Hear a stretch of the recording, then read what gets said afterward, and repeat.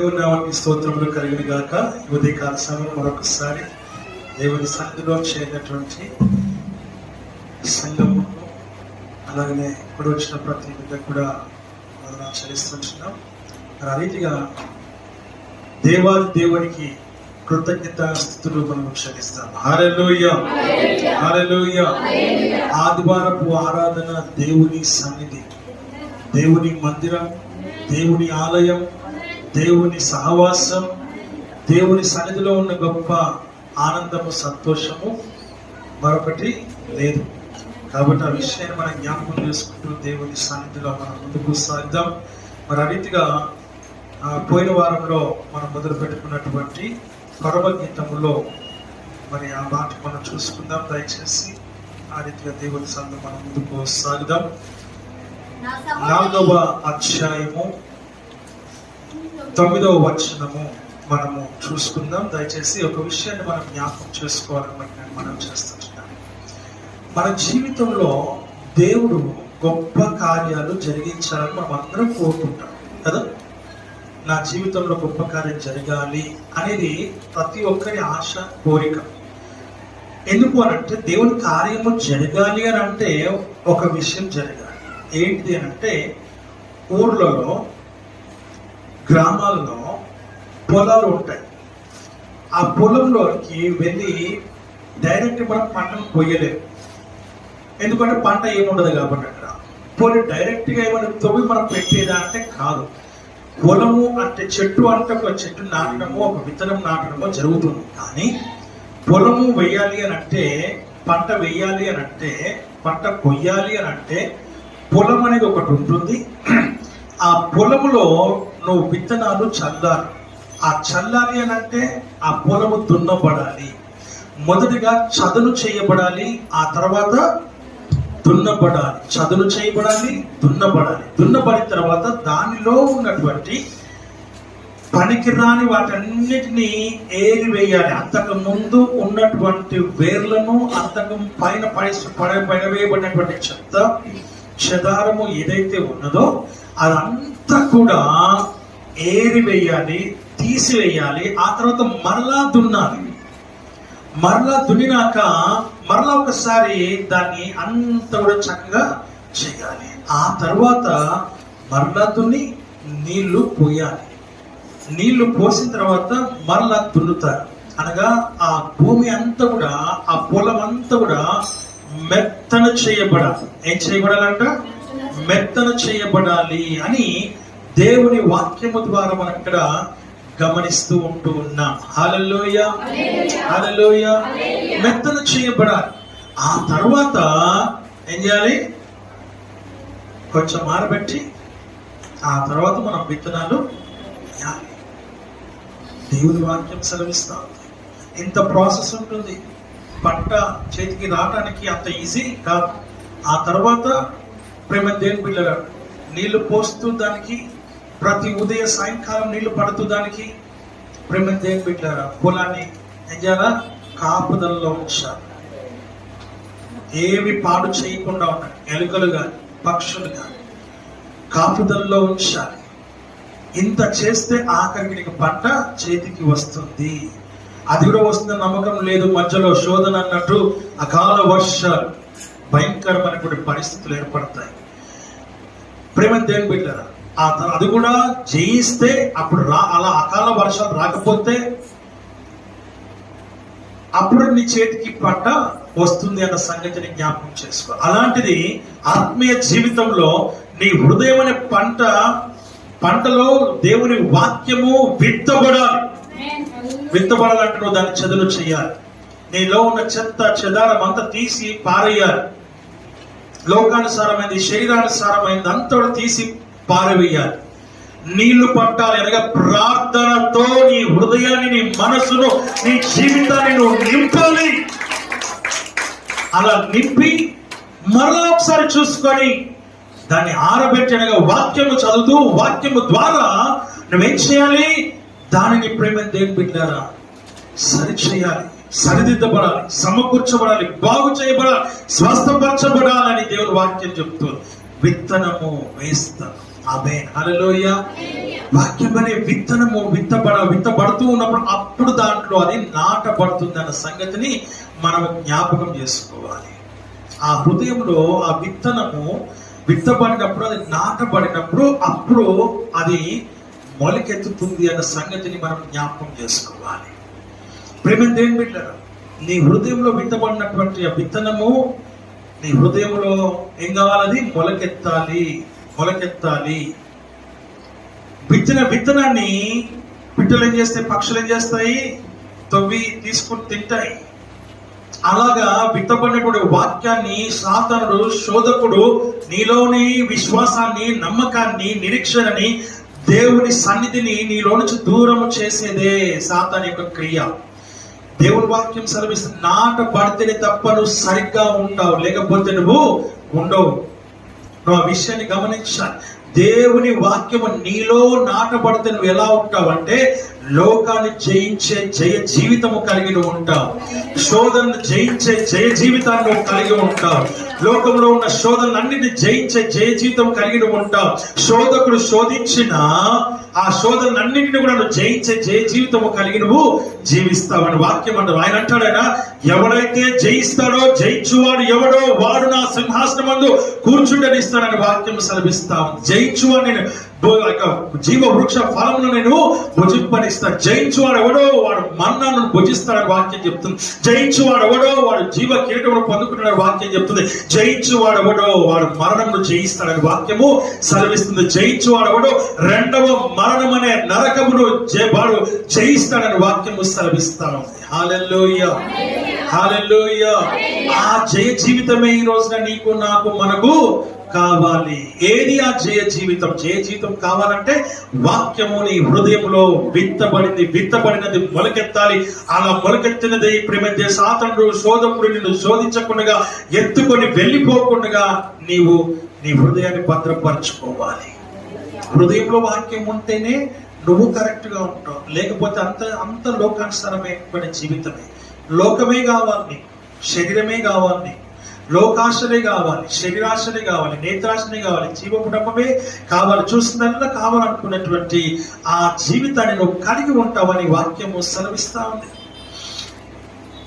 దేవుని వాక్యం విత్తబడుతూ ఉన్నప్పుడు, దేవుని వాక్యం బోధించబడుతున్నప్పుడు, దేవుని వాక్యం ప్రేమ దేవుని మీకు అనుగ్రహింపబడుతూ ఉన్నప్పుడు, ప్రకటించబడుతున్నప్పుడు ఆ వాక్యాన్ని నీ హృదయంలోనికి తీసుకో. అప్పుడు దేవుని కార్యాలు జరుగుతాయి. అప్పుడు దేవుని కార్యాలు జరుగుతాయి. పౌలు గారు అంటారు, ఇదిగో నేను సమస్తమును పెట్టతో సమానముగా ఎంచుకున్నాను. మనం ఏం చేస్తున్నాం? ఆ పెట్టనే కౌలించుకుంటున్నాం, ఆ పెట్టనే కోరుకుంటూ ఉన్నాం, ఆ పెట్టనే కావాలనుకుంటూ ఉన్నాం. దేవుని వాక్యం సెలవిస్తున్నమాట, సమస్తమును విడిచిపెట్టేటువంటి ఆత్మీయ జీవితం కావాలి. దేవుడు అంటున్నాడు, నువ్వు నా బిడ్డగా ఉండాలంటే ఈ లోకాన్ని విడిచిపెట్టాలి అంటున్నాడు. ఈ లోకమును నువ్వు వదిలిపెడితేనే తప్ప దేవుణ్ణి నువ్వు పొందుకోలేవు. దేవుని యొక్క వాక్యానుసారంగా నువ్వు జీవించలేవు. దేవుని సన్నిధిలో దేవునికి అనుగుణంగా నువ్వు ఉండలేవు అన్న సంగతిని జ్ఞాపకం చేసుకోవాలని వాక్యము ద్వారా మనకు ఇక్కడ హెచ్చరికను మనం పొందుకుంటూ ఉన్నాం. హల్లెలూయా, హల్లెలూయా. దేవుని కోసం నువ్వేం చేయించినావు, నీ కోసం నువ్వేం చేయిస్తున్నావు నాకు తెలియదు. జయిస్తూ ఉన్నావేమో, పొందుకుంటున్నావేమో. ప్రేమ చిన్నపిల్లలు కదా మారం చేస్తూ ఉంటారు ఇంట్లో. ఆమె హల్లెలూయా. ఏదైనా కావాలి అనుకుంటే ఏడుస్తారు, మంకు పట్టుబడతారు, లోపల కూర్చొని కుల్లి ఏడుస్తూ ఉంటారు. ఏడ్చి వాటిని పొందుకోవడానికి ప్రయత్నం చేస్తూ ఉంటారు. వాళ్ళకి కావాల్సింది రబ్బరో, పెన్నో, పెన్సిల్, బుక్కో, టెక్స్ట్ బుక్కో, లేకపోతే ఏదైనా బేకరీకి సంబంధించినటువంటి ఐటమ్స్ ఏవో వాళ్ళకి తినడానికి వాళ్ళకి కావాలి కాబట్టి మంకు పట్టుబడతారు. హల్లెలూయా. నువ్వు ఏం మంకు పట్టుబడుతున్నావు దేవుని సన్నిధిలో? నువ్వు ఏం మంకు పట్టుబడుతున్నావు? ఏం కుల్లి ఏడ్చి నువ్వు ఏం సాధిస్తూ ఉన్నావు అంటే పెంటను సాధిస్తున్నావు. ఏం సాధిస్తున్నావు? పెంటను సాధిస్తూ ఉన్నావు. ఆయన అంటాడు ఇక్కడ, వాక్యము నీ లోనికి వచ్చినప్పుడు దేవుణ్ణి మాత్రమే నువ్వు కోరుకుంటావు, లోకాన్ని కోరుకో. లోకంలో ఉన్న వాటిని నువ్వు కోరుకో. దేవుడు కావాలి అంటే లోకాన్ని విడిచిపెట్టాలి. ఆమేన్, హల్లెలూయా. ఈ లోకంలో ఉన్నంత వరకు నువ్వు ఆయన బిడ్డవు. ఈ లోకాన్ని విడిచినప్పుడు కూడా ఆయన బిడ్డవే. రెండు విషయాలు. ఇక్కడ ఉన్నప్పుడు ఆయన బిడ్డగా నువ్వు ఉంటే అక్కడ నువ్వు ఆయనతో ఉంటావు, ఆయన ఒడిలో కూర్చుంటావు, ఆయన ఎత్తుకుంటాడు. బుద్ధిమ వచ్చే వరకు నిన్ను ఎత్తుకొని వాడను నేనే అని చెబుతూ ఉన్నాను. అయ్యా నా జీవితంలో కార్యం జరగలేదు, అద్భుతం జరగట్లేదు, మహత్కార్యం జరగట్లేదు, సూచక్రియ జరగట్లేదు, అయ్యా స్వస్థత జరగట్లేదు, నాకు విడుదల కలగట్లేదు, నాకు విమోచన కలగట్లేదు, అయ్యా నా జీవితంలో సుఖం లేదు, సంతోషం లేదు, ఆనందం లేదు, నెమ్మది లేదు, మనశ్శాంతి లేదు, సమాధానము లేదు అని నువ్వు అడగటం కాదు నా ప్రేమ దేవుని బిడ్డ. ఆయన అంటాడు ఇక్కడ, సంగమా అవన్నీ కావాలి అని అనుకుంటే ఒకే ఒకటి, ఈ వాక్యం అనే విత్తనం నీ హృదయంలో నాటబడాలి. నీ హృదయం అనే పొలంలో నాటబడాలి, అది మొలకెత్తాలి, దాని కాపుదల కాయాలి. ఆమేన్, హల్లెలూయా. అప్పుడు నీ జీవితంలో నీకు కావాల్సిన అన్ని కూడా దొరుకుతాయి. నువ్వేం చేయాల్సిన అవసరం లేదు, అన్ని అవే జరుగుతూ ఉంటాయి, ప్రాక్టికల్ గా జరుగుతూ ఉంటాయి. నువ్వు ఆ విషయాన్ని గమనించాలని దేవుని వాక్యం ద్వారా మనం చూస్తున్నాం. నీ వాక్యాన్ని నీ హృదయంలో భద్రపరచుకోకపోతే, నాటుకోకపోతే, నువ్వు దానిని నువ్వు బలపరచుకోకపోతే, కాపుదల చేసుకోకపోతే సాతాను ఎత్తుకొని పోతాడు. కొన్ని త్రోవ ప్రక్కన పడతాయి, కొన్ని ముళ్ళ పొదల్లో పడతాయి, కొన్ని మంచి నీళ్ళను పడతాయి. ఆమేన్, హల్లెలూయా. అప్పుడు ఏం చేస్తాడు, సాతాను ఎత్తుకొని వెళ్ళిపోతాడు. నువ్వు ఐహిక విచారములు కలిగి ఉంటే ముళ్ళ పొదలు, ఐహిక విచారములు కలిగి ఉంటే అది మొలకెత్తదు, మొలకెత్తినా ఎదగదు, అక్కడితోనే ఆగిపోతుంది. త్రోవ ప్రక్కన అందరూ నడుస్తూ ఉంటారు, అవి కాళ్ళకి తొక్కపడిపోతాయి తప్ప అవి ఎదగవు అన్న సంగతిని జ్ఞాపకం చేసుకోవాలి. కొన్ని మాత్రమే ఆ కొన్నిలోనే ఉన్నారు. పిలువబడిన వారు అనేకులు, ఏర్పరచబడ్డ వారు కొందరే. ఆమేన్, హల్లెలూయా. ఇక్కడ వాక్యం సెలవిస్తున్న మాట ఏంటంటే, పోయిన వారంలో మనం చూసిన మాట ఏంటంటే, నా సహోదరి ప్రాణేశ్వరి, నీవు నా హృదయమును వశపరచుకొంటివి, నీవు నా హృదయమును వశపరచుకొంటివి. ఒక చూపుతో నా హృదయమును వశపరచుకొంటి. నీ హారములలో ఒక దాని చేత, హారములలో ఒక హారము చేత నన్ను వశపరచుకొంటివి. హల్లెలూయా. ప్రార్థన చేసుకుందాం. మనం మిగిలిగా ప్రేమించిన మా పరమ తండ్రి, మీ నామానికి వందనాలు, స్తోత్రాలు, స్తుతులు, కృతజ్ఞతాస్తుతులు మేము చెల్లిస్తూ ఉంటూ ఉన్నాం ప్రభువా. ఈ ఉదయకాల సమయం ప్రభువా, నీ వాక్యం ద్వారా మాకు సూటిగా స్పష్టంగా నాతో మాతో మీరు మీ అధికారం కలిగిన స్వరం చేత మాట్లాడమని పెట్టుకుంటున్నాం. వినగలిగే చెవులు, గ్రహించగలిగే హృదయం, మనస్సును మాకు అనుగ్రహించి మీ నామానికి మహిమ ఘనత ప్రభావాలు కలిగ చేసుకోమని మరొకసారి మేము వేడుకుంటూ ఉన్నాం. అటు రీతిగా తన ప్రభావ మా దేవానికి వందనాలు చెల్లిస్తున్నాం. మాలో నిర్లక్ష్యం అలక్ష్యం అనేది లేకుండా సహాయించారు ప్రభావ. నీ పరిశుద్ధాత్మ యొక్క నడిపింపు నాకు అనుగ్రహించమని వేడుకుంటున్నా. నేను నిలుచున్న నన్నుగా మీరు మరుగుపరచమని ప్రభావ. నా యొక్క ఆలోచన, నా సొంత ఆలోచన, తలపులు, నా సొంత బుద్ధి ఏది కూడా ఇక్కడ పనికి రాకుండా ఉండడం గాక, ఏది ఇక్కడ పని చేయకుండా ఉండడం గాక. మీరు మాత్రమే నాలో ఉండి నడిపించమని, మీరు మాత్రమే నీ స్వరాన్ని వినిపించమని, మీరు మాత్రమే నీ జీవగల మాటలు మాకు అనుగ్రహించమని, బోధించమని, ప్రకటించమని వేడుకుంటూ ఉన్నా. నీ జీవగల మాటలు మమ్మల్ని జీవింపచేస్తాయి. నీ జీవగల మాటలు, నీ జీవమైన మా జీవితాలు ప్రభావ జీవం కలిగినట్టుగా చేస్తాయి, మమ్మల్ని ఉజ్జీవింపచేస్తాయి, మమ్మల్ని సరిచేస్తాయి, సరిదిద్దుతాయి, సమకూరుస్తాయి, బాగు చేస్తాయి. కనుక అటు రీతిగా మీ వాక్యాన్ని మాకు అనుగ్రహించమని పెట్టుకుంటాం. మీరు మాత్రమే మాట్లాడమని పెట్టుకుంటూ ఉన్నాం. అయ్యా, నేను కూర్చున్న ప్రతి బిడ్డ జీవితంలో ప్రభావ, ఎవరి జీవితంలో ఏ రీతిగా ఉన్నారో, ఏ స్థితిలో ఉన్నారో, ఏ పరిస్థితిలో ఉన్నారో, ఏ ఆశ, ఏ కోరిక కలిగి ఉంటున్నారో ప్రభావ, లోకానుసారమైతే దానిని లయపరచండి, శరీరానుసారమైతే దానిని లయపరచండి. ఆత్మానుసారంగా వారు చూడటకు, ఆత్మానుసారంగా వారు స్వీకరించటకు, ఆత్మానుసారంగా జీవించటకు, ఆత్మానుసారంగా ప్రభు వారు నడుచుకుంటకు సహాయం చేసి మీ నామానికి మహిమ ఘనత ప్రభావాలను చేసుకోమని యేసుక్రీస్తు నామములో అడిగి వేడుకుంటున్నాము తండ్రి, ఆమేన్. దేవుని వాక్యము సెలవిస్తున్నటువంటి మాటలు మనం ఇక్కడ చూస్తున్నాం. ఏమంటున్నాడు ఇక్కడ, నా సహోదరి ప్రాణేశ్వరి, నీవు నా హృదయమును వశపరచుకొంటివి, నీవు నా హృదయమును వశపరచుకొంటివి. ఒక్క చూపుతో నా హృదయమును వశపరచుకొంటివి. నీ హారములలో ఒక హారము చేత నన్ను వశపరచుకున్నావు అంటున్నాడు. ఏమంటున్నాడండి?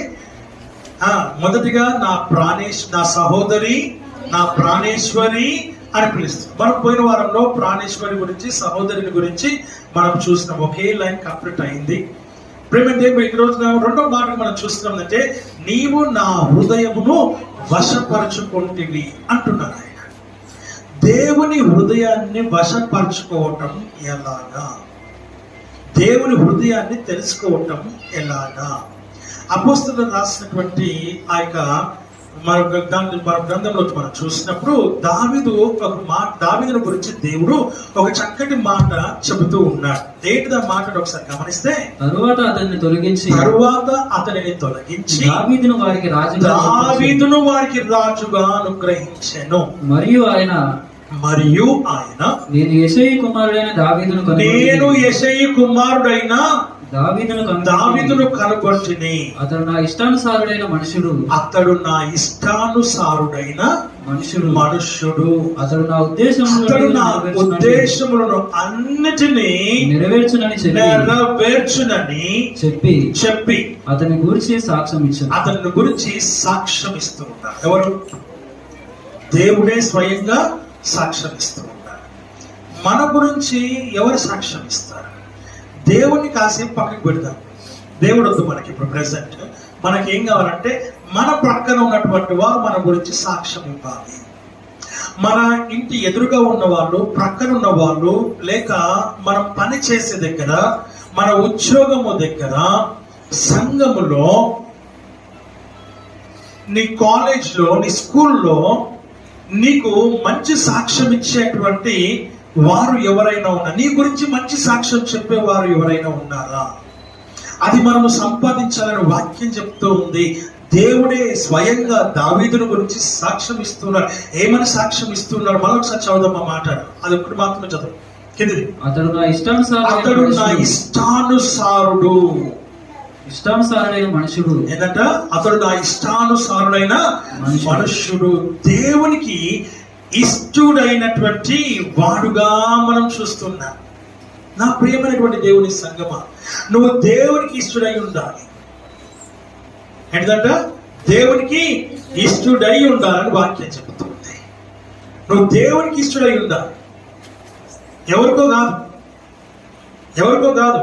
దావీదుని గురించి మాట్లాడుతూ కొంతమంది తప్పులు చేసేవాళ్ళు, పాపాలు చేసేవాళ్ళు, లోకానుసారంగా జీవించే వాళ్ళు, మళ్ళొకసారి నేను జ్ఞాపకం చేస్తున్నా. ఏంటిదంటే, వాళ్ళు ఇదే బైబిల్ గ్రంథంలో ఏం చేస్తారంటే, తప్పు చేసే వారిని గురించి పాయింట్అవుట్ చేసి, లేక వాళ్ళని చూపిస్తూ ఏం చేస్తున్నారు?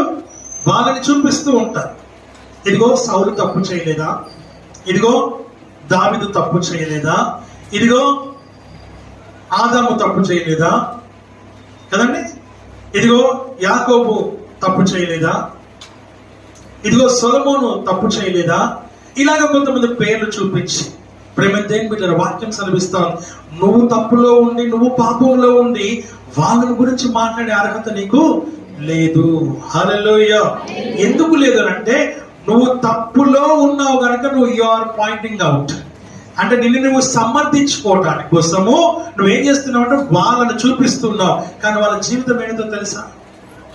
వాళ్ళు మారుమనసు పొందినారు, వాళ్ళు రక్షణ పొందినారు, పశ్చాత్తాపడ్డారు, దేవుని సన్నిధిలో కోచాడినారు, కన్నీరు కార్చినారు, వాళ్ళ శరీరం అంతటిని కూడా దేవుడికి మరలా అప్పగించేస్తారు. వాళ్ళు పడ్డ పశ్చాత్తాపము సామాన్యమైనటువంటిది కాదు. అందులో సొలొమోను పశ్చాత్తాపలేదు, నరకానికి పాత్రుడయ్యాడు. ఎస్ ప్రేమ దేవుని బిడ్డలారా, సౌలు పశ్చాత్తాపలేదు, నరకానికి పాత్రుడయ్యాడు. మోషే ఒక చిన్న తప్పిదం చేశాడు. ఏంటది? బండతో మాట్లాడమంటే బండను కొట్టాడు. నీళ్ళు రాలేదా? వచ్చాయి. కానీ ఎందుకంటే ఇశ్రాయేలీయుల యొక్క విశ్వాసము దెబ్బతినకూడదని ఆ నీళ్ళను ఆయన రప్పించాడు. కానీ మోషేను మాత్రం పాలు తేనెలు ప్రవహించు దేశంలోనికి మాత్రము ఎంటర్ కానివ్వలేదు. దూరం నుంచి చూపించాడు అంతే. స్మాల్ థింగ్, చిన్న విషయాన్ని. కాబట్టి వాక్యం సెలవిస్తున్న మాందంటే, వాళ్ళని వీళ్ళని చూపించడం కాదు, వాళ్ళని చూసి నువ్వు నేర్చుకో. Separate your self, clear your self, refresh your self. నిన్ను నీవు సరిదిద్దుకో, సమకూర్చుకో, బాగు చేసుకో, స్వస్థపరచుకో. దేవుని వాక్యం సెలవిస్తున్న మాట మనం చూస్తూ ఉంటున్నాం. వాళ్ళని చూపించి నువ్వు ఇంకా పాపంలోనికి పడిపో, ఇంకా శాపంలోనికి పడిపో, ఇంకా లోకానుసారమైన జీవితంలోనికి నువ్వు నెట్టివేయబడవద్దు. ఒకరిని చూసి కాదు నువ్వు పడిపోవాల్సింది, చెడిపోవాల్సింది. వాళ్ళు చెడిపోయారు కాబట్టి నేను కూడా చెడిపోయినా అన్నట్టు నువ్వు సమర్థించుకోవడానికి ప్రయత్నం చేయొద్దు. ఆమేన్. హల్లెలూయా. మనమందరం కూడా ఈ బైబిల్ రచిత గ్రంథంలో 2 రకాలు ఉన్నారు మనుషులు. పడిపోయిన వారు ఉన్నారు, చెడిపోయిన వారు ఉన్నారు, పరిశుద్ధపరచబడ్డ వారు, పరిశుద్ధులు ఉన్నారు, పవిత్రులు కూడా ఉన్నారు, నీతిమంతులు ఉన్నారు. దావీదు కూడా చాలా మంచివాడు. నిజంగా చిన్నప్పటి నుంచే he is a worshipper of God. Yes, ఆయన పాటలు రాసేవాడు, పాటలకు స్వరకల్పన చేసేవాడు, పాటలను పాడువాడు, పాటలకు వాయిద్యమును వాయించి మ్యూజిక్ డైరెక్టర్ అయిన ఆయన, ప్రవక్త, ఆయన యాజకుడు, ఆయన రాజు కదా. ఇంకేంటి చెప్పుకుంటూ పోతుంటే ఆయన ఇంకా మంచి రాజ్య పరిపాలన చేసినటువంటి పరిపాలకుడు ఆయన. దేవుని వాక్యం సెలవిస్తుంది అలాంటి గొప్ప వ్యక్తి ఒకానొక సమయంలో పడిపోయాడు.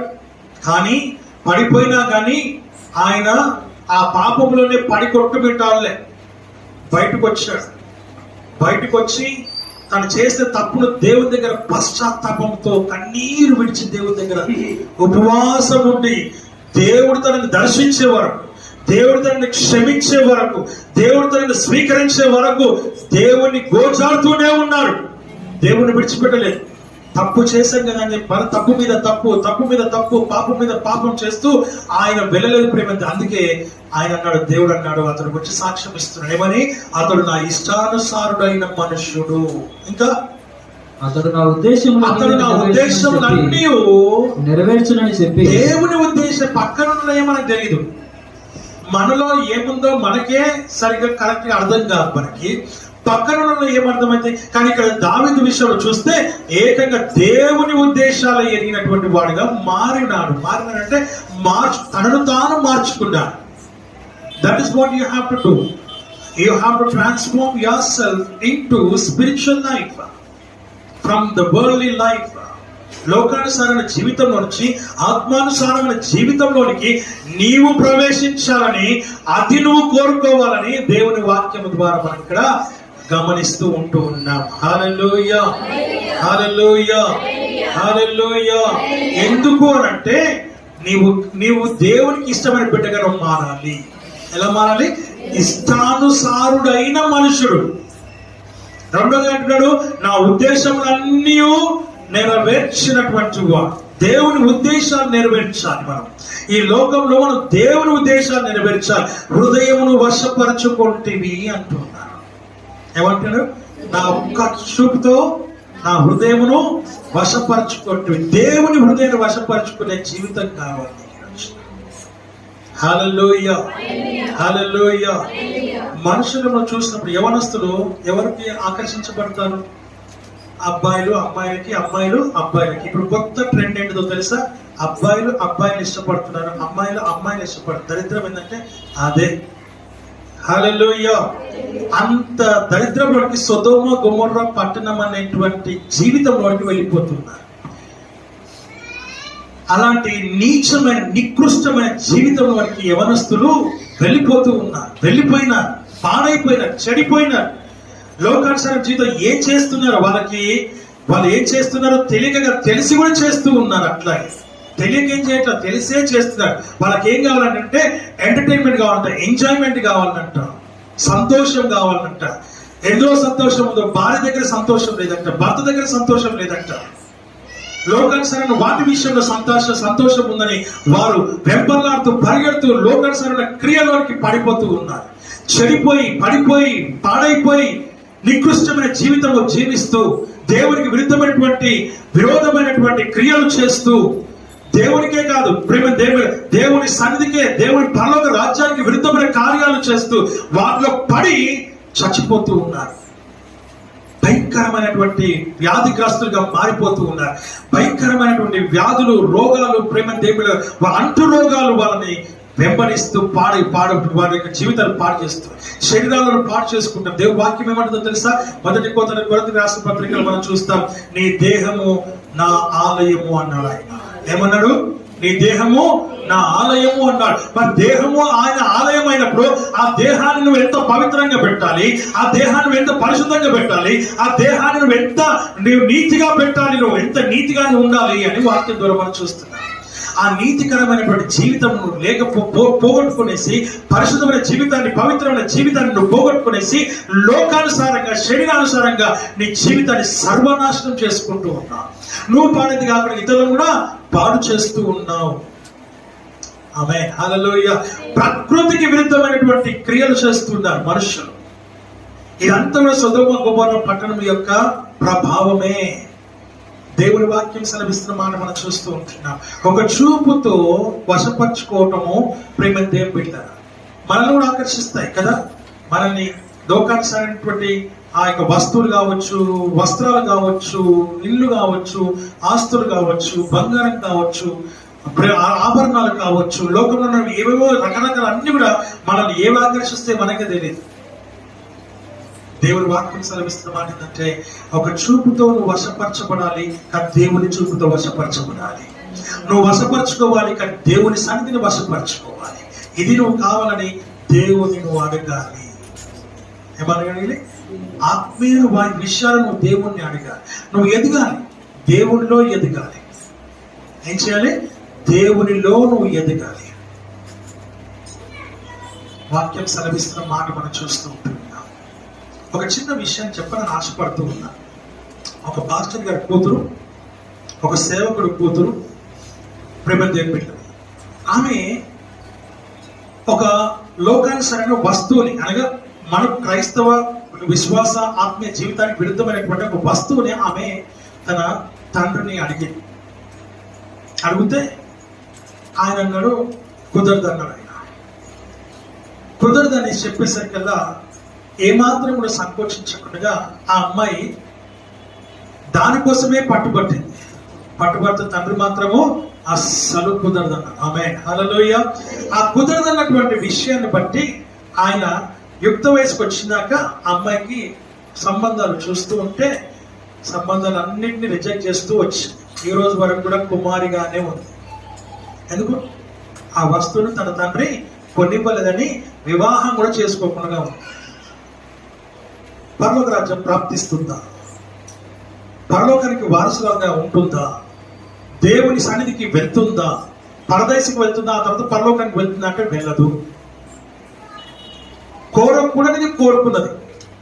ఆమేన్, హల్లెలూయా.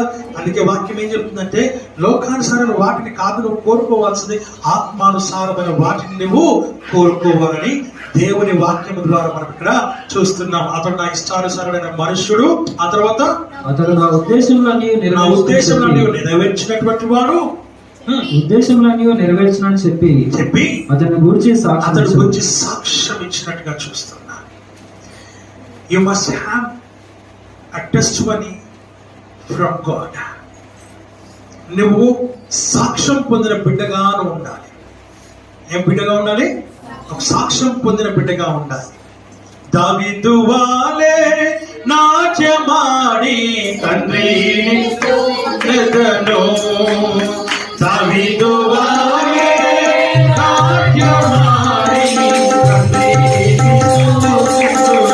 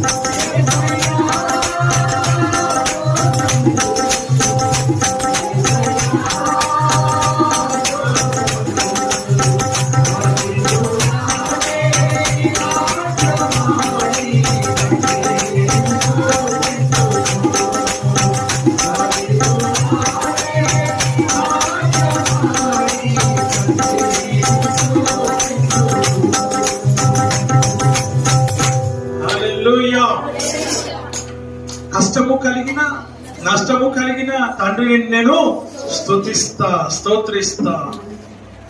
క్రీస్తులో నన్ను ఫలింప చేసిన తండ్రి నిన్ను నేను స్తోత్రిస్తా. హల్లెలూయా కదా. దేవుడి వాక్యం సెలవిస్తుంది, లోకంలో ఉన్న నీవు దేవుడు నీ పైన నమ్మకం ఉంచినాడు. నువ్వు దేవుడిని నమ్మినావో లేదో నాకు తెలియదు, కానీ I don't know how much you have trusted your God, but I know that my God has trusted you.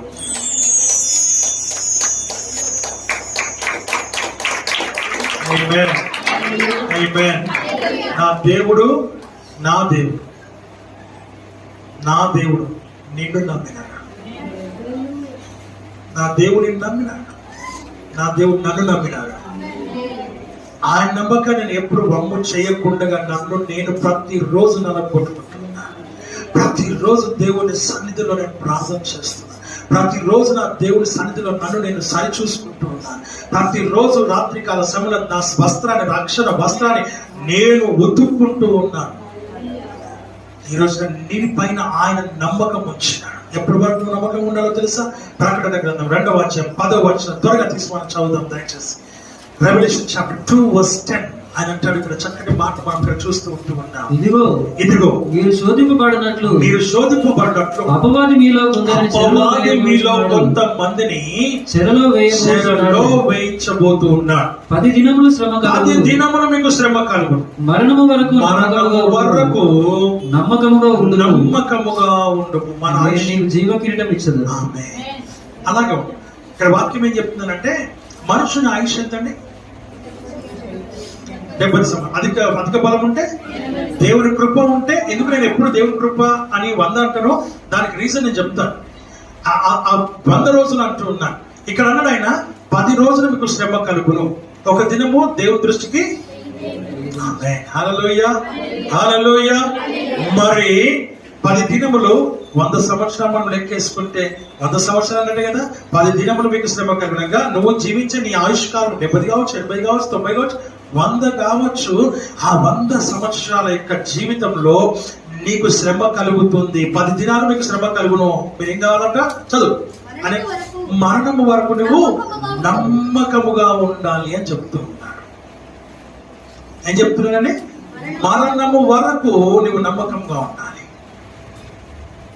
మరణం వరకు నమ్మకంగా ఉండాలి. నమ్మకమైన జీవితం కావాలి. ఏ జీవితం కావాలి? నమ్మకమైన జీవితం. ఆ నమ్మకమైన జీవితాన్ని దేవుడు కోరుతున్నాడు. నిన్ను నమ్మినంతగా ఎవరు నమ్మలేదు ఆయన. నిన్ను నమ్మినంతగా ఎవరు నమ్మలేదు ఆయన. ఎందుకంటే నేను ఈ లోకంలోకి తీసుకొచ్చింది నువ్వు నమ్మకంగా ఉండాలని, నువ్వు నమ్మకంగా జీవించాలని, ఆయనకు నువ్వు నమ్మకస్తుడిగా ఉండాలని, ఆయనకు నువ్వు నమ్మకస్తురాలిగా ఉండాలని. అంతే. నా ప్రియమైనటువంటి దేవుడి బిడ్డ, దేవుడి వాక్యం సెలవిస్తున్నటువంటి మాటలు మనం ఇక్కడ చూస్తూ ఉంటున్నాం. నమ్మకముగా ఉండాలని దేవుడు కోరుతున్నాడు. బలా నమ్మకమైన మంచి దాసుడా, ఈ కొంచెంలో, ఈ 10 దినాలు, ఈ 100 సంవత్సరాల కాలంలో నమ్మకముగా ఉంటివి గనక నిన్ను నేను నా రాజ్యంలో అనేకమైన వాటి మీద నిన్ను అధికారిగా నియమిస్తాను. That is what we're going to achieve అని అంటే, we're going to achieve in his presence as a leader. అనేకమైన వాటి మీద దేవుడు మనకు అప్పగిస్తాడు. నువ్వు అధికారిగా ఉంటావని వాక్యం చెప్తుంది. I will make U N officer in my Kingdom. I will make U N officer in my Kingdom. ఎంత గొప్ప విషయం కదండి. దేవుడు వాక్యం సెలవిస్తున్న మాట చూస్తూ ఉంటూ ఉన్నాం. అందుకే నా ప్రేమను వారులారా, వాక్యం సెలవిస్తుంది, దావీదు అంతగా దేవుని ఉద్దేశాలు ఎరిగినాడు. ఆయన ఉద్దేశాన్ని ఎరిగి ఆయన ప్రకారంగా ఆయన జీవించినాడు. మరణం వరకు ఆయన నమ్మకంగా ఉన్నాడు. అది నువ్వు తెలుసుకోవాలి. దావీదు తప్పు చేసినాడు, బాగానే ఉంది, కానీ ఆయన మాత్రం నమ్మకంగా ఉన్నాడు. ఆఖరి వరకు till the last time, till the end of his life he was in faith. He was trusting in God. He was a trusted person to God. దేవునికి నమ్మకమైన వాడుగా ఉంటాడు. ఆమేన్, హల్లెలూయా. తల్లిదండ్రులు పిల్లలకు నమ్మకంగా ఉంటారు. పిల్లలు తల్లిదండ్రులకు నమ్మకంగా ఉండాలి. అక్కచెల్లెలు అన్నదమ్ములకు ఉండాలి. అన్నదమ్ములు అక్కచెల్లెలకు ఉండాలి. ఒకరికి ఒకరు నమ్మకంగా ఉండాలి. నమ్మకమైన జీవితం కలిగి మనము జీవించాలి. లూకాసు వార్త 7వ అధ్యాయం 47వ వచనం ఒకసారి చూద్దామా? Let us all turn to the ఆమె విస్తారముగా ప్రేమించిన కనుక ఆమె యొక్క విస్తార పాపములు క్షమింపబడినని Amen. నీతో చెప్పుచున్నాను. మళ్ళా సార్ గట్టి చదువు. ఆమె విస్తారముగా ప్రేమించను కనుక ఆమె యొక్క విస్తార పాపములు క్షమింపబడినని నీతో చెప్పుచున్నాను. ఎప్పుడు క్షమించబడ్డాయి పాపములు? దోషములు ఎప్పుడు క్షమించబడ్డాయి? అపరాధములు ఎప్పుడు క్షమించబడ్డాయి? చెప్పండి, ఆ మాట చెప్పండి. ఆమె అపరాధములు ఎప్పుడు క్షమించబడ్డాయి? ఆమె పాపములు ఎప్పుడు క్షమించబడ్డాయి? ఆమె విరుద్ధమైనటువంటి క్రియలు ఎప్పుడు క్షమించబడ్డాయంట? అవన్నిటిని విడిచిపెట్టి విస్తారంగా దేవుని ప్రేమించడం వలన క్షమించబడ్డాయి. శబ్దం ఒకసారి హల్లెలూయా, హల్లెలూయా. ఎంత ప్రేమిస్తే నీ పాపములు అంత క్షమించబడతాయి. నువ్వెంత దేవుణ్ణి ప్రేమిస్తే నీకు అంత విడుదల కలుగుతుంది. నువ్వెంత దేవుణ్ణి ఆరాధిస్తే అంతగా నీలో ఉన్న పాపం బయటికి వెళ్ళిపోతుంది.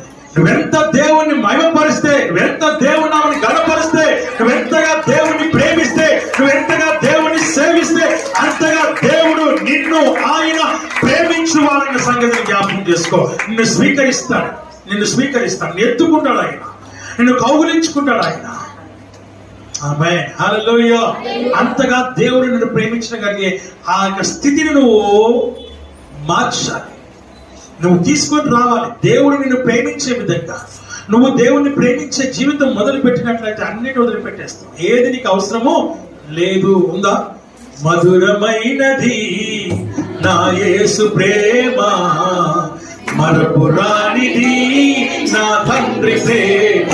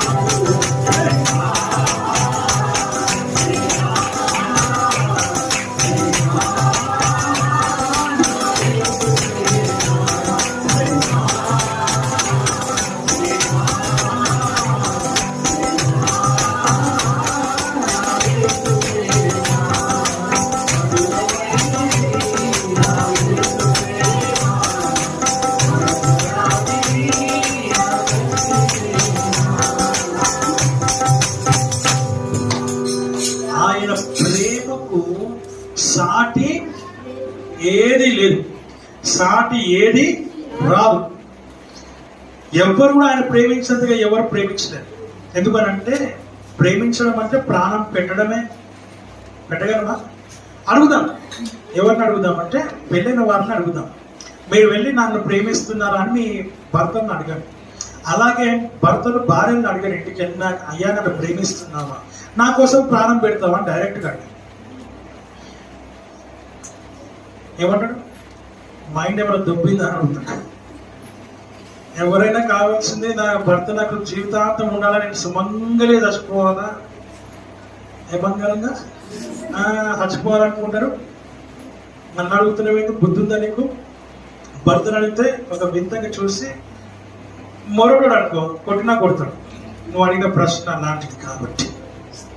హల్లెలూయా. అంటే నన్ను చంపుదాం అనుకుంటున్నావా? అసలు ఆడవాళ్ళు అందరిని చంపేస్తున్నారు. నన్ను చంపుదాం అనుకుంటున్నావా నువ్వు? ఏం మాట్లాడుతున్నావు నువ్వు అని ఆయన తిడతాడు. కానీ అప్పుడు చెప్పాలా ఏదంటే, అయ్యా నువ్వు నిజంగా నన్ను ప్రేమిస్తూ ఉంటే నువ్వు నిజంగా చావాలని కాదని అర్థం. ప్రాణం పెట్టే అంతగా నువ్వు ప్రేమిస్తున్నావా అని అర్థం. ప్రాణము పెట్టే అంతగా అంటే నీకంటే ఎక్కువగా నన్ను ప్రేమిస్తున్నావా అని అడుగుతున్నా. సరేనే అవన్నీ ఎందుకు, నువ్వు నన్ను ప్రేమిస్తున్నావు అని అడిగిన అనుకో, అప్పుడు నువ్వేం చెప్పాలి? ఎస్ అని చెప్పాలి. చెప్తామా? హల్లెలూయా. వెనకటికి ఇప్పటికి కాదు, ఇప్పుడు కాదు, వెనకటికి ఇంట్లోనంట ప్రేమ దొరకలేదంట, బయట ప్రేమ వెతికినారు. బయట ప్రేమలను వెతుకుతూ ఉన్నారు మనుషులు, మీరుగా. ఎవరు? ఇంట్లో ప్రేమ దొరకట్లేదని బయట ప్రేమలు వెతుకుతూ ఉన్నారు. ఒక విషయం చెప్పదలుచుకున్నా. స్టార్టింగ్ లో మామూలుగా పెళ్ళి అయినప్పుడు ఒకరినొకరు చాలా ఇష్టపడతారు, ప్రేమిస్తారు, అంత బాగా చూసుకుంటూ ఉంటారు, బాగుంటారు. ఒక 2 సంవత్సరాలు 3 సంవత్సరాల వరకు కూడా బాగుంటారు. మెల్లిమెల్లిగా ఫ్యామిలీ లైఫ్ ఎదుగుతూ ఉంటే పిల్లలు పుడతారు. ఆ తర్వాత స్కూల్ ఫీజులు, డ్రెస్సులు, పుస్తకాలు, తర్వాత అవసరాలు, రెంట్లు, బిల్లు, ఆ బిల్లు, ఈ బిల్లు, ఇవన్నీ మెల్లిమెల్లిగా ఎక్కువైతూ ఉన్నప్పుడు వాళ్ళిద్దరు సంపాదన పైన మనసు పెడతారు, అటు పరిగెడుతూ ఉంటారు. అక్కడ ఇంట్లో ఉండే స్త్రీ కావచ్చు, లేదా బయటికి వెళ్ళే పురుషుడు కావచ్చు, ఇంట్లో ఆయనకి ప్రేమ దొరకకపోయినా, ఇంట్లో ఉన్న ఈమెకి ఆయన విషయంలో ఇది కాకపోయినా, అప్పుడు ఏం చేస్తున్నారు మనుషులు? ఇప్పుడు ఏం చేస్తున్నారు? వెంటనే బయట వెతుక్కుంటూ ఉన్నారు, వెంటనే బయట వాటికి విషయంలో ఆకర్షింపబడుతూ ఉన్నారు, వెంటనే బయటికి వెళ్ళిపోతూ ఉన్నారు. బయటలో ఉన్నటువంటి లోకంలో ఉన్నటువంటి వాటిని వెతకడం మొదలుపెట్టినారు. దేవుని వాక్యం సెలవిస్తున్న మాట ఏంటంటే, బయట వెతకడం కాదు, ఇంట్లో వెతుకు. ఎక్కడ ఏం తప్పు జరిగింది, ఎక్కడ ఏం నష్టం జరిగింది, ఎక్కడ ఏ విషయంలో మనము ఈ ఆకర్షణ తగ్గిపోయినాము, లేక ఒకరు ప్రేమ ఒకరు అర్థం చేసుకోలేకపోయినాం, పెంపొందించుకోలేకపోతున్నాం అనేది అక్కడ వెతుకు, ఇంట్లో వెతుకు. నీ డబ్బు ఎక్కడ పోయిందో అక్కడ వెతుకు. పోగొట్టుకున్న దగ్గరనే వెతకాలి, పోగొట్టుకున్న దగ్గర వెతికి అక్కడ సంపాదించాలి. హల్లెలూయా, హల్లెలూయా. బయట వెతుక్కోవడం కాదు, ఇంట్లోనే వెతకాలి, ఇంట్లోనే చూడాలి, ఇంట్లోనే ప్రేమించాలి, ఇంట్లోనే ఉండాలి. ఇంట్లో నుంచి బయటికి నీ ప్రేమ బయటికి పోవద్దు. మీరు 4 ఉన్నారా? 2 పిల్లలు, భార్య భర్తల 4 ఉన్నాయి, మీ ప్రేమ ఉండాలి. ఈ ప్రేమ బయటికి పోవద్దు. హల్లెలూయా, హల్లెలూయా. వెంపర్లాడకండి. ఘోరమైన పరిస్థితులు ఎదుర్కొంటారు. అందుకే వాక్యం అంటుంది, ఇక్కడ మనం చూస్తున్నాం, అలాంటి పరిస్థితులు ఎదురైతే, అలాంటి జరిగితే పరువులు పోతాయి, గౌరవాలు పోతాయి, పేర్లు పోతాయి, ఊర్లు పోతాయి, ఆస్తులు పోతాయి, జీవితమే పోతుంది, సర్వనాశనం అయిపోతుంది. బతుకు అంతా కూడా, జీవితం అంతా కూడా భయంకరం అయిపోతుంది, దుర్భరం అయిపోతుంది. కనుక మీ ప్రేమను ఇంట్లోనే వెతకండి, ఇంట్లోనే సంపాదించండి, ఇంట్లోనే పొందుకోండి, అంతేగాని బయటికి వెళ్ళబాకండి. అందుకని వాక్యం చెప్తుంది, ఆయన తన ప్రేమించిన ప్రేమ ఎంతవరకు అంటే, నిన్ను మాత్రమే ప్రేమించడానికి ఏం కనపడట్లా. ఎవరికి? నా రక్షకునికి, నా దేవునికి, నన్ను నమ్మినటువంటి వాడికి నిన్ను మాత్రమే ప్రేమిస్తున్నాను. ఎందుకంటే నేను ఆయన రక్తంతో నిన్ను కొన్నాడు కనుక, తన ప్రాణం పెట్టేశాడు అంతే. ఏమి సంకోచించకుండా, ఏమి ఆలోచించకుండా తన ప్రాణమును నీ కొరకు పెట్టేసినాడు అంతే. ఇంకేం ఇటువైపు అటువైపు ఎటువైపు చూడలేదు. అంతగా ప్రేమించే, ప్రాణం పెట్టేంతగా కాదు, ప్రాణం పెట్టేసి తన ప్రేమను కనపరిచినాడు. పెట్టినాక ఆయన ప్రేమను చెప్పినాడు. ఆయన, నేను నిన్ను ప్రేమిస్తున్నాను అనేసి పెట్టేసి చెప్పినాడు, పెట్టకుండా చెప్పలేదు. నేను నేను పెడతాను, నీకోసం చచ్చిపోతాను, నీకోసం నేను చంపేస్తాను కాదు, ప్రాణం పెట్టేంతగానో ప్రేమించు. ఈ ఫ్యామిలీ లైఫ్ అనేది మెల్లిమెల్లిగా కొన్ని కష్టాలు ఎదురైనప్పుడు వాటన్నింటినీ జయించగలిగేటువంటి జీవితం నా దేవుడు మాత్రమే నీకు ఇవ్వగలడు. నువ్వు దేవుడిని మాత్రమే ఆశ్రయించు. దేవుడి దగ్గర మాత్రమే నువ్వు గోచ, దేవుడి దగ్గర మాత్రమే నువ్వు విజ్ఞాపన చేయి, దేవుడి దగ్గర మాత్రమే నువ్వు కన్నీరు కార్చు, కన్నీటి ప్రార్థన చేయి, ఉపవాసం ఉండు దేవుని దగ్గర. నా ప్రేమైనటువంటి వారు, నీకు జవాబు దొరుకుతుంది, నీకు సమాధానము దొరుకుతుంది, నీకు విడుదల కలుగుతుంది, నీకు విమోచన కలుగుతుంది, కట్లలో నుంచి బంధకంలో నుంచి విడుదల పొందుతావని వాక్యం చెబుతుంది. హల్లెలూయా. కాబట్టి ఆమె విస్తారముగా ప్రేమించింది కనుక ఆమె విస్తారమైన పాపములు క్షమించబడ్డాయి. ఆమె తెలుసుకుంది, నేను తప్పు చేశాను, నేను పాపము చేశాను, నా పాప జీవితము సామాన్యమైనటువంటిది కాదు అనేసి ఆయన పాదముల దగ్గర కన్నీరు విడుస్తూ, తన గౌరవానికి సూచనైనటువంటి తన తల వెంట్రుకలతో ఆయన పాదములను తుడుస్తూ, కన్నీటితో ఆయన పాదాలు కడిగింది, ఆయన పాదాలు కడిగింది, కడిగి తన వెంట్రుకలతో పాదాలను తుడిచి దేవుడి పాదాల దగ్గర తన సమయాన్ని ప్రేమ దేవుడిని వెచ్చిస్తున్నట్టుగా మనం చూస్తూ ఉన్నాం. అన్నింటిని విడిచిపెట్టేసి వెంటనే తను చేసిన పాపపు జీవితాన్ని అంతా విడిచిపెట్టి, ఏం చేస్తే పక్కకు పెట్టాడు, చేసిన పాపపు జీవితం అంతా కూడా పక్కకు పెట్టేసి పశ్చాత్తాపముతో దేవుని దగ్గర ఒక్క చూపుతో నా హృదయమును వశపరచుకొంటివి కదండి. దావీదు వశపరచుకున్నాడు, ఈ పాపపు స్త్రీ కూడా వశపరచుకుంది.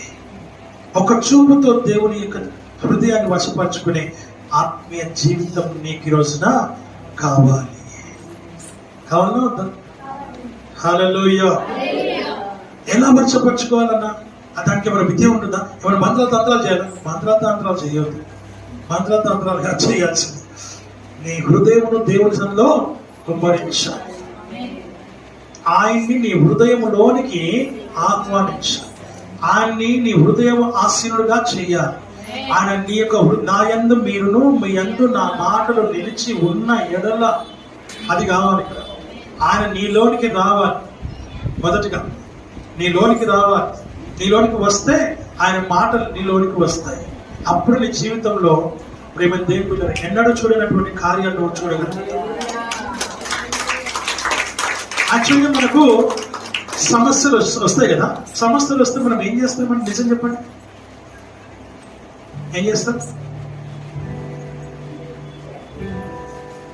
ఎవరికొకరు చెప్పుకుంటాగా, ఎవరికొకరు కంపల్సరీ మనం ఫోన్ చేసి చెప్తాం, లేదా ఇంతకుముందు వెళ్ళి చెప్పుకునే వాళ్ళము.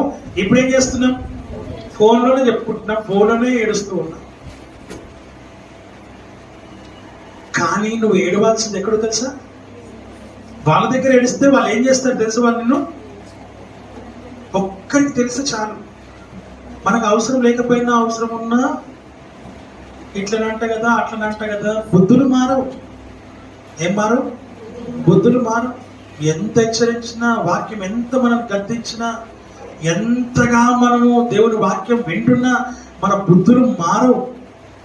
మీరుగా మారవల సంగతి. ఎందుకు మారవు అని అంటే వాళ్ళు దాంట్లోనే ఆ బురదలోనే ఉన్నారు కాబట్టి, ఇంకా క్లియర్గా చెప్పాలంటే ఆ డ్రైనేజ్లో ఉన్నారు కాబట్టి. హల్లెలూయా, హల్లెలూయా. ఆ పెంటను కడుక్కోవడానికి నీళ్ళ డ్రమ్ కూడా సరిపోదు, నీళ్ళ ట్యాంకర్ కూడా సరిపోదు.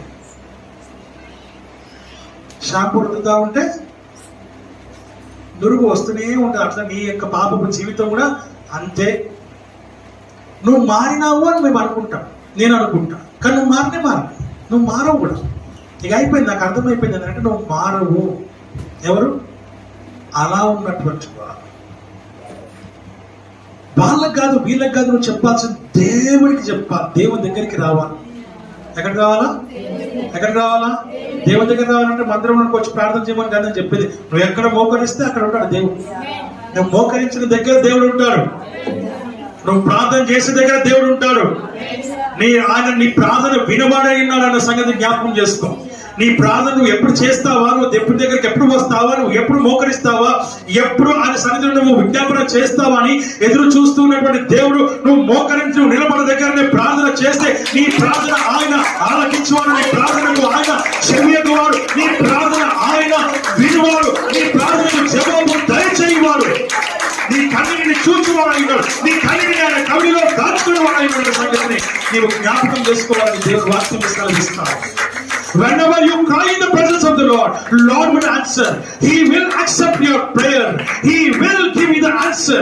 Why? Because you are the daughter of Him. Amen. Hallelujah. నువ్వు దేవుని బిడ్డవై ఉన్నావు, దేవుని కుమార్తెవై ఉన్నావు, దేవుని కుమారుడవై ఉన్నావు. నువ్వు ఏ ప్రార్థన చేసినా దేవునికి ఇష్టమైన ప్రార్థన ఉండాలి, దేవునికి అనుకూలమైన ప్రార్థన ఉండాలి.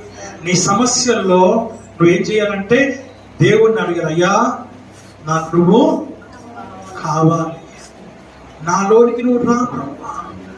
ఈ కష్టాలను ఇలా ఉన్నాయని చెప్పడానికి మోకరించలేదు ఆయన. అయ్యా నేను ఈ బాధలు ఇలా ఉన్నాయని మోకరించట్లేదు, ఈ శ్రమలు ఇలా ఉన్నాయని మోకరించట్లేదు. వీటిలో నేను జయించడానికి, వీటిని అధిగమించడానికి నాకు శక్తి సరిపోవట్లేదు బ్రహ్మా. అందుకు నేను మోకరించాను. నీ శక్తి నాకు దయచేయి, నీ బలము నాకు దయచేయి, నీ యొక్క ప్రభు ధైర్యం నాకు ఇవ్వు. నేను ధైర్యాన్ని కోల్పోతూ ఉన్నాను, నేను శ్రమలో కృంగిపోయి కృషించిపోతూ ఉన్నాను, నలిగిపోతూ ఉన్నాను.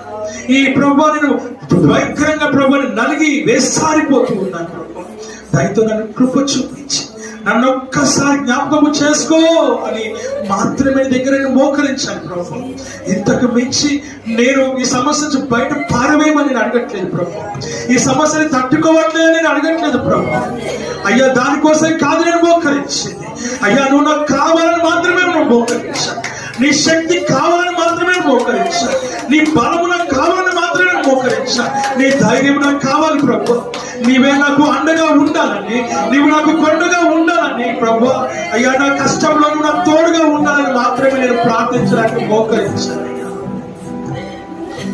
ఇంతకు మించి ప్రభు నేను ఏది కోరట్లేదు, ఎందుకంటే నీవే నా ప్రాపకుడవై ఉన్నావు, నీవే నా రక్షకుడవై ఉన్నావు, నీవే నా దేవుడవై ఉన్నావు, నన్ను కాపాడువాడవు రక్షించువాడవు నీవై ఉన్నావు కనుక అయ్యా నిన్ను మాత్రమే నేను ఆశ్రయిస్తూ ఉన్నాను. వీటన్నిటిని ప్రభు జయించే కృప నాకు దయచేయి అని అడగడానికి నీ సన్నిధిలో నేను మోకరించాను ప్రభువా.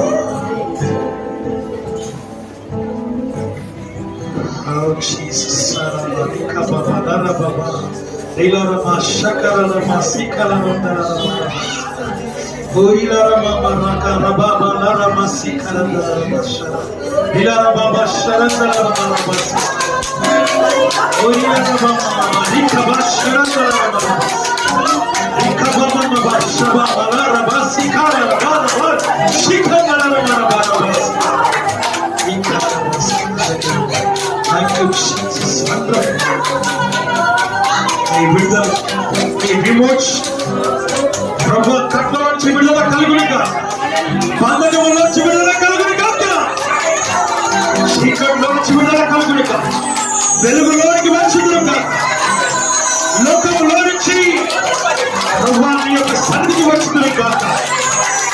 ఏర్పాటు చేసిన ప్రతి విధుల ఆర్థిక శక్తులని యేసు నామములో గద్దిస్తూ కలువరి శిలువలో సత్యమైన యేసుక్రీస్తు రక్తంలో బంధిస్తూ ఉంటుంది, పాపాలను తొక్కివేస్తూ ఉంటుంది. I need your redeem of God because you are the Redeemer. I need the deliverance. I proclaim the deliverance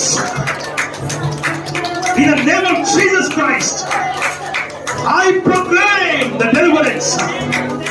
I proclaim the deliverance in the name of Jesus Christ. Be delivered, my child, my son, my daughter. You are delivered in the name of Jesus Christ.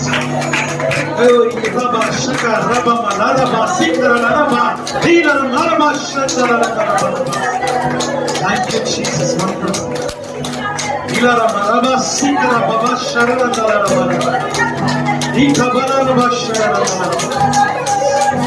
వేదన పడుతున్నటువంటి నా సంగమా, నేనే నీతో మాట్లాడచ్చు.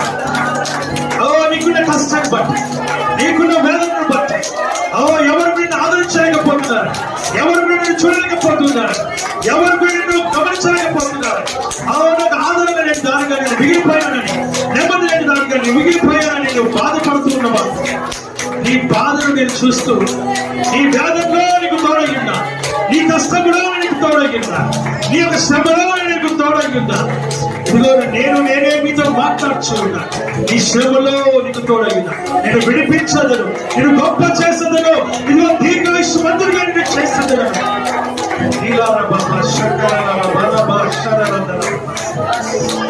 నిన్ను నేను విడువను, నా కృపను విడిచిపోదు. నా ప్రియ కుమార్తె, నా ప్రియ కుమార్తె, నా కృప నీకు చాలు అని చెప్తూ ఉంటాను. నిశ్చయముగా నేను నీకు తోడయ్యాను. చూడుము నా దక్షిణ హస్తం మీద నేను పట్టుకొని పైకి లేవనెత్తించు. ఇక ఎన్నటికీ నువ్వు వాటి వైపు చూడకుండా కాక. ఇదే సైన్యముల అధిపతి యెహోవా వాక్కు. Thank you, Jesus. Amen. Hallelujah. నీవుంటే నాకు చాలు యేసయ్యా, నీ వెంటే నేనుంటానే సయ్యా. నీవుంటే నాకు చాలు యేసయ్యా,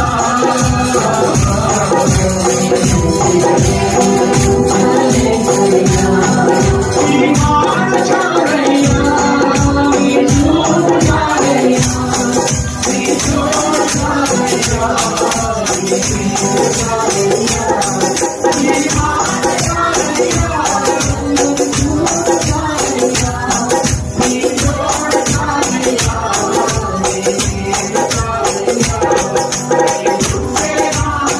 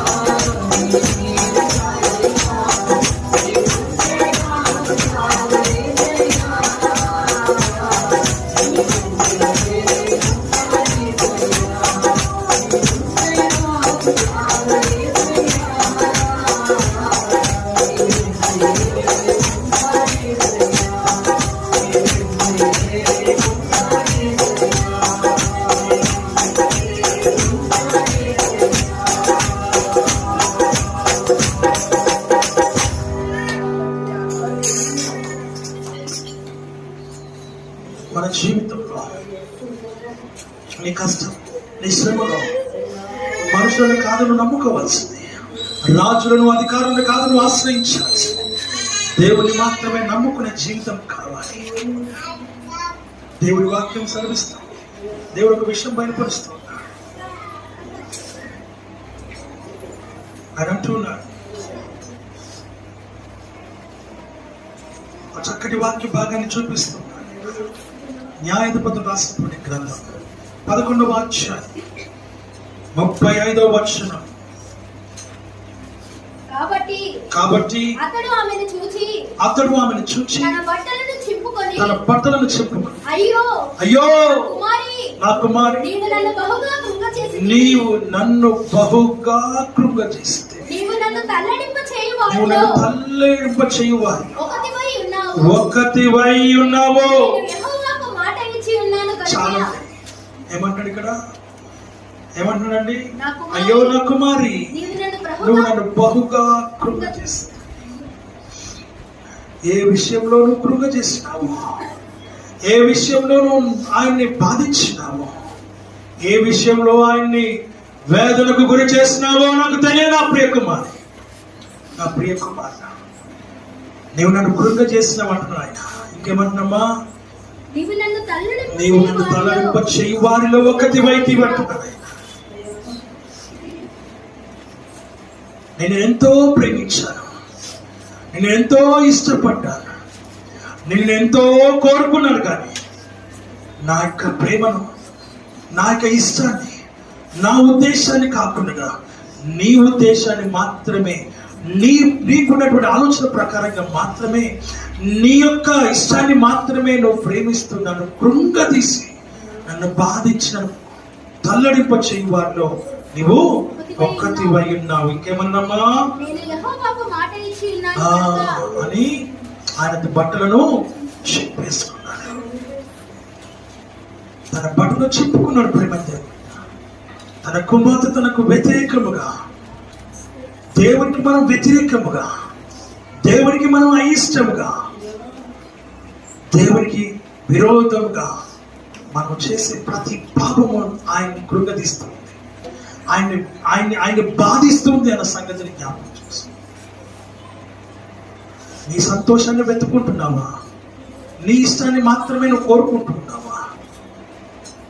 నీ సంతోషాన్ని, నీ ఆనందాన్ని మాత్రమే నువ్వు చూసుకుంటున్నావా? నీ దేవుడు నేను ఎంతగా ప్రేమిస్తున్నాడో ఆ ప్రేమను గ్రహింపకుండా నువ్వు ఉంటున్నావా? వింటున్నటువంటి నీతో దేవుడు మాట్లాడుతూ ఉన్నాడు. He is talking to you. He is revealing His love towards you. ఆయన తన ప్రేమను నీ పైన చూపిస్తున్నటువంటి దాన్ని ఆయన తెలియజేస్తూ ఉన్నాడు, కనపరుస్తూ ఉన్నాడు, ఎక్స్ప్రెస్ చేస్తూ ఉన్నాడు. ఆయన చూపిస్తూ ఉన్నాడు తన ప్రేమ ఎంత గొప్పదో.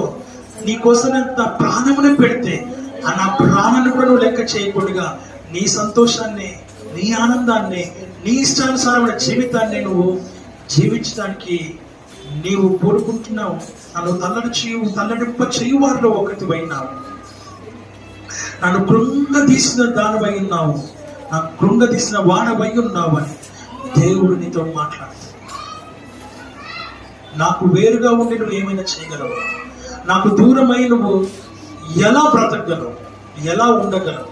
ఒక తల్లిదండ్రులను విడిచిపెట్టినటువంటి కుమారుడు, తప్పిపోయిన కుమారుడు ఒకసారి మనం జ్ఞాపకం చేసుకుంటే, వాడు తన ఈ తల్లిదండ్రులను విడిచిపెట్టేసినాడు, వారి ప్రేమను వదిలిపెట్టేసినాడు, వారిని లెక్క చేయకుండా వెళ్ళిపోయినాడు, ఆస్తిని సమకూర్చుకొని వెళ్ళిపోయినాడు. నా ప్రేమని దేవుని బిడ్డ, ఆఖరికి పందుల పొట్టు తినడానికి కూడా అవకాశం లేని పరిస్థితిని దిగజార్చుకున్నాడు. తన జీవితాన్ని, తన బ్రతుకును నాశనం చేసుకున్నాడు. తండ్రిని సమాధానం లేకుండా చేస్తున్నాడు, నెమ్మది లేకుండా చేసుకున్నాడు. భార్యకు నెమ్మది లేకుండా చేస్తున్నాడు భర్తకు నెమ్మది లేకుండా, మనశ్శాంతి లేకుండా చేసింది భార్య. పిల్లలకు సంతోషాన్ని, నెమ్మది లేకుండా చేసిన తల్లిదండ్రులు విసర్జించినటువంటి కుమార్తెలు. దేవుడు మాట్లాడుతున్నాడు. ఒక చూపుతో నిన్ను వశపరచుకునే జీవితం కావాలి. నీ శ్రమలోని, బాధలోని దేవుడికి ప్రార్థించి, నువ్వెక్కడ పడిపోయినావు, నువ్వు తొట్టిల్లిపోయినావు, ఎక్కడ నువ్వు జారిపోయినావు, తిరిగి మరల దేవుని దగ్గర మనం లేస్తాం. తిరిగి దేవుని దగ్గర మనం మరల అడుగుదాం దేవుని, అయ్యా నన్ను ఒక్కసారి జ్ఞాపకం చేసుకోమని దేవుణ్ణి మనం అడుగుదాం. That is all ask. అయ్యా నన్ను ఒక్కసారి జ్ఞాపకం చేసుకోమని అడుగుదామా? దేవుని అడుగుదాం. ఈ ఉదయకాల సమయంలో దేవుని మనం అడుగుదాం ఈరోజు. అయ్యా నన్ను ఒక్కసారి జ్ఞాపకం చేసుకో. అయ్యా నా ఇంటి పరిస్థితి ఇలా ఉంది, నా కుటుంబం ఈ రీతిగా ఉంది. అయ్యా నా కుమారుడు ఇలా ఉన్నాడు, నా కుమార్తె ఇలా ఉన్నది, నా తండ్రి ఇలా ఉన్నాడు, నా తల్లి ఇలా ఉంది, నా భార్య ఇలా ఉంది, నా భర్త ఇలా ఉన్నాడు. అయ్యా అయ్యా నన్ను ఒక్కసారి జ్ఞాపకం చేసుకో. నాకు నెమ్మది లేని జీవితం అయిపోయింది, నాకు సుఖం లేని జీవితం అయిపోయింది, మనశ్శాంతి లేని జీవితం లేదు, మారిపోయింది ప్రభు. ఆనందం లేదు, సంతోషం లేదు, సమాధానం లేదు, నెమ్మది లేని జీవితంలో నేను జీవిస్తూ ప్రభు అల్ల కల్లోలం అయిపోయింది నా జీవితం. నన్ను ఒక్కసారి జ్ఞాపకం చేసుకోవాలి. దేవుణ్ణి అడుగుదాం. ఈ ఉదయకాల సమయంలో దేవుడు మనం అడుగుదాం. ఆమేన్. హల్లెలూయా. అడుగున ప్రేమ దేవుడు అడుగుతాడు. ఈ ఉదయకాల సమయంలో దేవునితో మాట్లాడడానికి సిద్ధంగా ఉన్నాడు. రోడ్లతో మాట్లాడడానికి సిద్ధంగా ఉన్నాడు.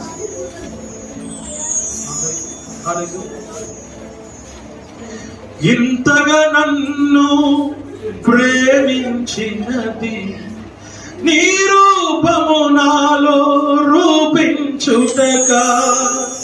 ఇంతగా నన్ను ప్రేమించినది నీ రూపము నాలో రూపించుటగా. ఇది నాయన నీకున్నా నిజ సంకల్పమా. నాయన నీకున్నా నిజ సంకల్పమా. ఇంతగా నన్ను ప్రేమించినది నీ రూపము నాలో రూపించుటగా. శ్రమలలో సిలువలో నీ రూపు నలిగినదా. శ్రమలలో సిలువలో నీ రూపు నలిగినదా.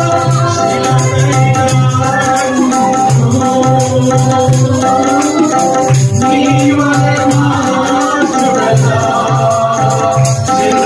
శిల్పకారుడా యేసయ్యా. శిల్పకారుడా యేసయ్యా. మరచుచుంటివా నీ పోలికగా. మరచుచుంటివా నీ పోలికగా.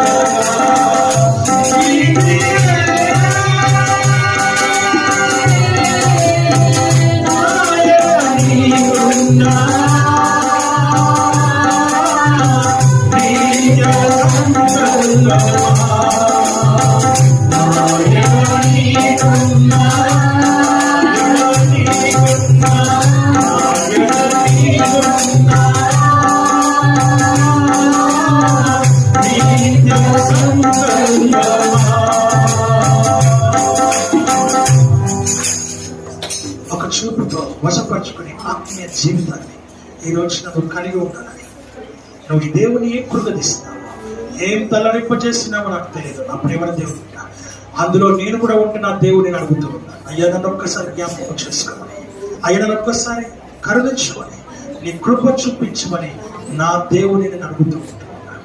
నా రక్షకుడైన నా సేవకు నా రక్షకుడిని అడుగుతూ ఉంటాను. నన్ను ఒక్కసారి జ్ఞాపకం చేసుకోండి. నన్ను క్షమించి తిరిగి నన్ను స్వీకరించమని నేను దేవుడిని అడుగుతూ ఉన్నాను. చిన్న ప్రార్థన చేసుకుందామా? మా మిగిలిగా ప్రేమించిన పలక తండ్రి, నామానికి వందనాలు, స్తోత్రాలు, స్తుతులు, కృతజ్ఞతాస్తుతులు క్షమిస్తూ ఉంటాను. నీకు వ్యతిరేకంగా, నీకు అయిష్టంగా మేమేదైతే చేస్తున్నాం ప్రభు ఒప్పుకొని విడిచిపెడుతున్నాం. అయ్యా నీ ఉద్దేశమైనటువంటి వాడుగా, నీ ఇష్టానుసారమైన బిడ్డలుగా మేముండునట్లు అయ్యా విస్తారమైన ప్రేమించి మా విస్తార పాపంలో క్షమించబడటం మాకు సహాయం చేసి మీ నామానికి మహిమ ఘనత ప్రభావాలు కలిగజేస్తాం. యేసుక్రీస్తు నామములో అడిగి పెట్టుకొచ్చున్నాం తండ్రి.